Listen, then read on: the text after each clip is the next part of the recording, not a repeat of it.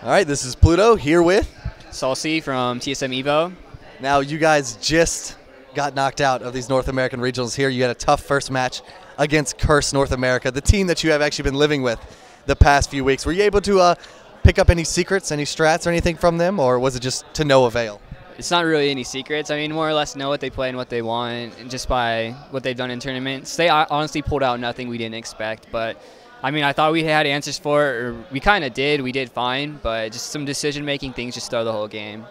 Now, each game, you guys were able to secure first blood. I think both times, actually, it may have been on West Rice, so maybe a weak link there, some people would say. But it was a really good Alistar gank from Unstoppable onto West Rice game one, and then game two, it was kind of just a big cluster fight that you guys ended up securing first blood on. You guys actually also took Dragon in the first game, the very first Dragon.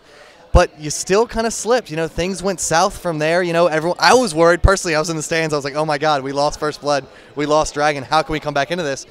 Curse managed to, but that's not because you guys, I don't think, didn't play well. But what exactly happened after those first bloods? Did you guys kind of just slip and lose it? Well, a lot of the thing is like decision making and with people listening to each other. At the time where we like completely threw the game was at the second Dragon fight, where I hadn't bought yet, and I was like, I want to go get wards. I want to just push mid.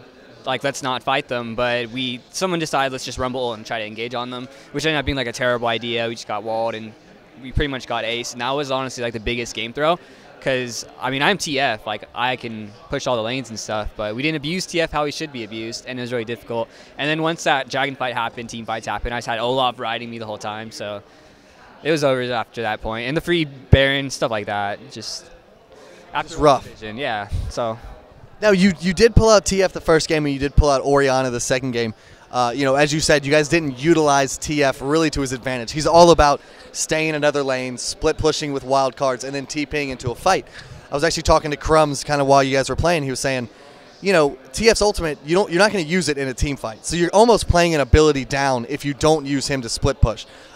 Who made the call of like not using that split push strategy to its big effectiveness? Or oh, my bad, but like even after the first game, or after it was ended, I was like, my team was like, why did we do that? Someone called out to split push mid, and I was like, yeah, that was me. So maybe you should listen. So I was like, well, damn, it's too late now because the game's over. But so who exactly makes the big calls on TSM.EVO? Is it Unstoppable? I know sometimes junglers take that role, sometimes AP mids. Who calls the shots there for TSM.EVO? I mean, most times like a democracy, but a lot of time people are on different pages, which is why like we mess up a lot. But like the early game, we like to say jungler wants, those are his buffs. You can say what he wants to do level 1 and stuff. Team fights, me or like AD will start calling stuff, and then like I feel like AD has the power to call like dragons and stuff because they know when they back and when they're healthy enough, and they should have an eye on the map to know where people are generally. So, I mean, I kind of like the democracy kind of deal because even like Curse, when I talk to them, they have like one leader. And like after they did poorly in one tournament, they're like, Satan makes such bad calls. You should listen to me. We're not gonna listen to him. Like little stuff like that. Which I mean, you suffer like that when you have one main leader. But if you all get on the same page and you're all like together on the like calls, then you'll have like better, I'd say, outcomes in my opinion.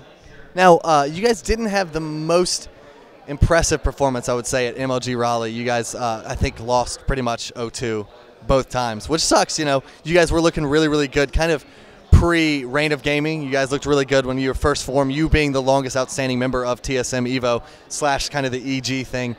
What was y'all's mentality coming into these these North American regionals? Were you guys amped up? Were you guys still kind of down from Raleigh? Like, did you guys make any changes or anything about strategies? Like coming into this tournament, I was really confident. The computers felt great. They had like armrest. I was pretty happy. There was no lag ping. I was like, all right, cool. I can get used to this. I use my own gear. Like everything was fine. Like in comparison to Raleigh, we had like Wings of Death. Like it's too cold. My hands are cold. 100 ping. I can't last hit. And like just making excuses the whole time. We're like, we come here. We did our best. We have no excuses. We just got outplayed by that decision. So I mean, I came here confident. My team may not be as confident, but I was pretty pumped and I gave it our all. But you know. Now TSM.EVO is still technically qualified for IPL 5 in Las Vegas. You guys already did that. But are we going to see any changes to the TSM.EVO lineup, or is it just going to be you guys going out there giving it your all and seeing what you can do in Las Vegas? It's already pretty much been established as a team that our performance here would really decide where our team goes from this point. And we got knocked out first, so there are going to be roster changes if some of the team does stay, because personally I don't want to play with some of my members. I'm not going to call them out. I like them all as people and stuff, but I mean, I want to win, and that's why I play. I don't want to lose all the time. So it's either I'll be leaving the team or picking up like 3 new players. And I mean, with the shifts of Season 3 coming up, there's going to be a lot of people looking for people to pick up. So I think I have a pretty good chance at least getting picked up. So we'll see what really happens. So if you were on the market and you became a free agent, do you think TSM.EVO would still exist without you? Do you think they would find another member and take their qualification into IPL 5? Yeah, I think they could, but they might not do very well. Are you the backbone of TSM.EVO? I'm not saying I'm the backbone and I carry them all the time, but I do I do fine, and like I never just get stomped mid. So I don't know. I think it'd be really rough for them to adapt to a new AP mid. So there's not enough time. Now, like I said, since you are the longest-standing member of TSM.EVO, with all these facelifts and changes, you guys, losing Afro, gaining Mash Me, stuff like that, do you think TSM.EVO in its current point has the potential to win a big tournament, or do you think that kind of is the attributing factor to you maybe parting ways? I don't think we have. It's like after this performance, I don't really think so. I used to think more of my team, more or less, but like I'm pretty confident after like when we crushed like a long time ago before Anaheim. I was like, damn, my team's doing pretty good, man. We got chances. And then after like the rumors of everybody saying like how teams are falling apart, people are gonna look for new people. I was like, it was rumored. I was like, yeah, my team might fall apart. Like, oh, really? We don't want anybody on your team. So like, I was like, well, damn. Maybe my team, maybe we just don't have what it takes. And after this, I don't know. We'll see what really happens. But it's a bit depressing. I mean, I was pretty confident we could pull some upsets, but it didn't happen. So. Well, it's a single best of 3, kind of a Wild West format. 2-0 and you're done, which kind of sucks. So you guys were knocked out there. Disappointing, but.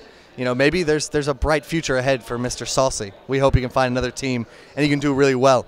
But is there any place where people can keep track of that history? Any Twitter, Facebook, live stream?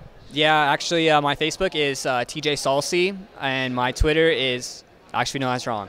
My Facebook is. He's got to think of his own stuff. Hold on one sec. My Facebook is Salce Page, I believe, and then my Twitter is TJ Salce, and yeah. Your live stream is on Owned, correct? My live stream is on Twitch right now. Since I'm on TSM.EVO and things are going to fall through, I will probably be streaming on Own. So if you subscribe to me and you watch this video, go unsubscribe because it'll be a waste. Maybe we'll see you under the Curse TV banner on Owned. Is that how it's going to go? I guess. Pretty much. I'll be under Owned. All right. Well, look for him there. Follow him on Twitter. Follow him on Facebook. I'm sad that you're not the victor, but I'm also happy because Curse still won. So, I mean, there you go. But thank you so much for the interview. I appreciate it. I wish you the best of luck on any new team that you do join. Hopefully, we'll see you at the top of the brackets in the future. But until then, this is Pluto, and we'll catch you next time.